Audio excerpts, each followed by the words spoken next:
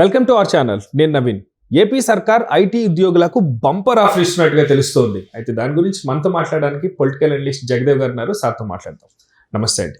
నమస్తే. So AP సర్కార్ ఒక బంపర్ ఆఫర్తో, అది కూడా ఐటీ ఉద్యోగులకి, మనకి పండక్కి ఒక కానుక అనుకోవాలా, లేకపోతే ఏపీ ప్రజలకి ఒక వరం లాంటిది అనుకోవాలా, ఎలా చూడాలి? యాక్చువల్గా వరము కానుక అనే విషయం పక్కన పెడితే ప్రస్తుత కూటమి ప్రభుత్వం ఆంధ్రప్రదేశ్ని ఒక గాడిని పెట్టాలనుకుంటుంది.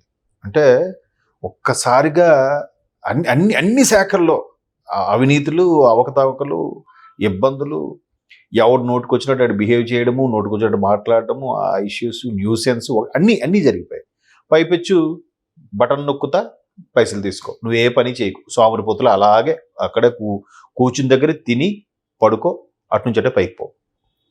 అంటే ఓటు వచ్చేసరి నాకు ఓటే, నేనే రాజుగా ఉంటా, మీరందరూ బానిసలుగా ఉండండి అనే కాన్సెప్ట్ నుంచి మెల్లగా జనాల్ని బయటికి తీసుకురావాలంటే ఏం చేయాలి, ఎలా చేయాలి? రాష్ట్రాన్ని లేపి కూర్చోబెట్టాలి. ఏం చేయాలి? దానికి తగ్గట్టు ఈ పథకాలు కానీ తీసేస్తే ప్రజలు ఎలా ఉన్నారంటే, వాడైతే బాగా ఇచ్చేవాడరా, ఎందుకంటే ఒళ్ళొంగదు, పని చేయడానికి ముట్టి బద్ధకం కదా. కాబట్టి అటువంటి దాని నుంచి ఆ విమర్శలు చేయకుండా, పథకాలని తీయకుండా కొనసాగిస్తూనే ఎట్లా చేయడం అనేది ఒక కాన్సెప్ట్. ఆల్రెడీ వాట్సాప్ ద్వారా అన్ని సేవల్ని వినియోగించుకునే కాన్సెప్ట్ తీసుకొచ్చేసింది. ఇప్పుడు కౌశలం అని ఒక వెబ్, అలాగే ఒక యాప్ కూడా క్రియేట్ చేస్తుంది. దాంట్లో ముందుగా నిరుద్యోగులకి వృత్తి కల్పించాలని నిర్ణయించుకుంది. ఎందుకు? గడిచిన 5 ఏళ్ళలో 19 నుంచి 24 మధ్యలో ఏదైతే వైసీపీ ప్రభుత్వం ఉందో, ఒక్కడికి ఉపాధి లేదు, ఒక్కడికి ఉద్యోగం లేదు, ఒక్కడు తన కాలు మీద నిలబడే పరిస్థితి లేదు. ఎంతసేపు చేయి చాచి అర్థించడము, అలా బతికేయడమే. పైపెచ్చు ఎంతో కొంత చదువుకున్నాడు, ఏదో చేద్దాం అనుకున్నాడు, పక్క రాష్ట్రాలకు వెళ్ళిపోయాడు. కర్ణాటక, తమిళనాడు, ఇటు తెలంగాణ వెళ్ళిపోయాడు. సో ఈ ఇప్పుడు 5 ఏళ్లలో, ఇప్పుడు 4 ఏళ్ళు వేసుకోండి, 4 ఏళ్ళలో యావరేజ్గా తక్కువలో తక్కువ ఒక 5 లక్షల మంది విద్యార్థులను రిలీజ్ అయ్యి ఉంటారుగా. బిఎస్ ఎనీ గ్రాడ్యుయేషన్ చెప్పేది, PG graduation, BA, BSc, BCom, BCA, బీటెక్లో ఎన్ని బ్రాంచ్లు ఉన్నాయి అన్నీ, అలాగే ఎంఎస్సి, ఎంటెక్, ఎంఏ, ఎంబీఏ, ఇవన్నీ కూడా సంవత్సరానికి 5 లక్షలు వేసుకోండి. 25 లక్షల మంది రిలీజ్ అయ్యారా? అంతకుముందు ఏదైతే ప్రభుత్వం ఉందో ఐటీ బాబు గారిది చేద్దాం అనుకున్న మొత్తం లేపేశారుగా.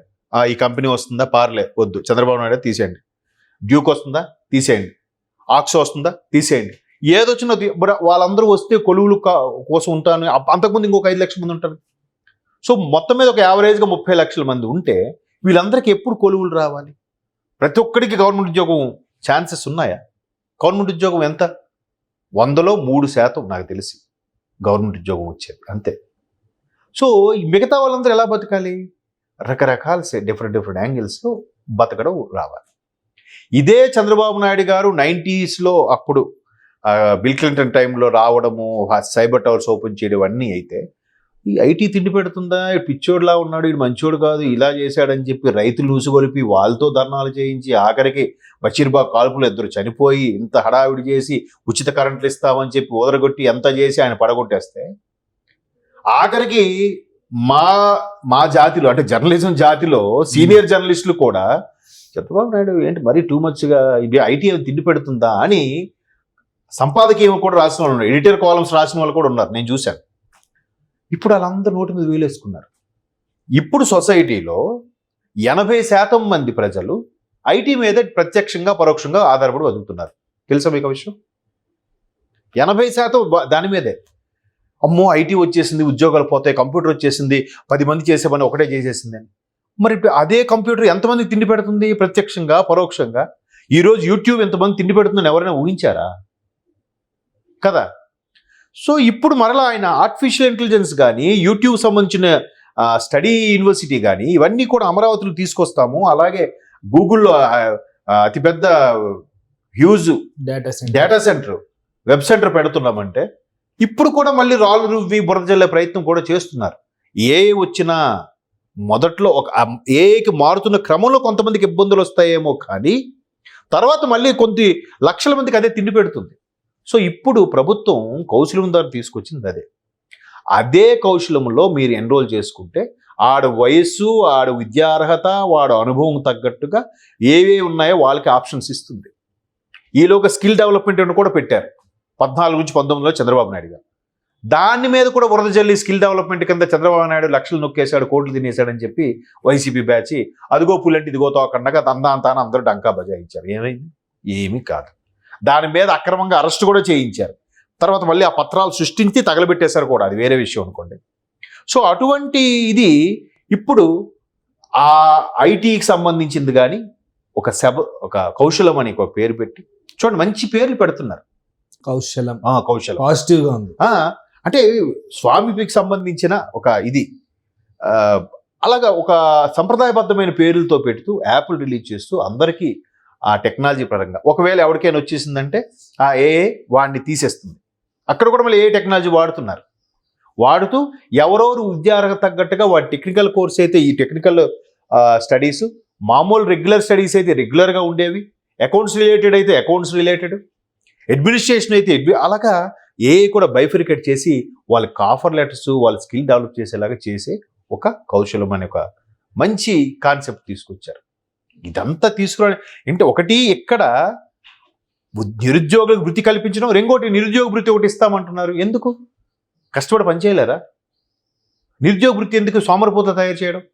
బట్ దానికి ప్రత్యామ్నాయంగా ఇలాంటివి తీసుకొస్తే మనిషి అన్నాడు తన కాళ్ళ మీద తాను నిలబడి బతకగల స్టామినా వస్తే ఎవరిని లెక్క చేయడం. విద్య అనేదే అసలైంది. ఆ విద్య కూడా గొర్రెతనం విద్య వద్దు, గొర్రెలా ఫాలో అయిపోయే విద్య వద్దు, సొంతంగా ఆలోచించే విద్య నేర్చుకోండి. అదే అసలైన విద్య. సో ఇప్పుడు దాని ద్వారా ఈ ఏదైతే ఉన్నాయో కొన్ని పథకాలకి చెక్ పెడుతూనే వాళ్ళకి వృత్తి కల్పిస్తూ డెవలప్మెంట్ ఇప్పుడు ఒక కంపెనీ మీరు అన్నట్టు ఆ డేటా సెంటర్ వచ్చింది. ఒక మహా అయితే ఏముంది డేటా సెంటర్ 10,000 మందికి ఉద్యోగాలు వస్తాయా? 2,000 మందికి వస్తాయి. 2,000 మందికి వచ్చాయి ఉద్యోగులు. 2,000 మంది డైరెక్ట్గా కాంట్రాక్ట్ బేస్డ్ ఉంటారా? సెక్యూరిటీ ఉంటారా? హౌస్ కీపింగ్ ఉంటారా? ప్యాంట్రీ రూమ్ వాళ్ళు ఉంటారా? ఆఫీస్ బాయ్స్ ఉంటారా? అవి వచ్చాయంటే చుట్టుపక్కల టీ షాపు, హోటల్, కిరాణా షాపు, మెడికల్ షాపు వీళ్ళందరూ వస్తారా? సరే, వాళ్ళు ట్రాన్స్పోర్టింగ్ డ్రైవర్లు వస్తారా? అది సరిపోదన్నట్టు యోబర్లు, ర్యాపిడోలు ఇవి వస్తాయా? ఎంత పరోక్షంగా ఎంతమంది ఆధారపడుతున్నారండి? ఆటో డ్రైవర్లు అందరూ ఆధారపడుతున్నారు కదా. మరి అది ఎంప్లాయ్మెంట్ కాదా? అంటే ఏదో బురద జల్లిసే ప్రయత్నము తప్ప డీప్గా అనలైజ్ చేస్తే ఒక కంపెనీ వచ్చి దగ్గర 2,000 మందికి ఉపాధి కల్పిస్తే ప్రత్యక్షంగా పరోక్షంగా 8,000 మంది, ఈజీగా 8,000 మంది అంటే 10,000 మందికి వృత్తి దొరుకుతుంది. అన్నం తింటారు. Yes, exactly.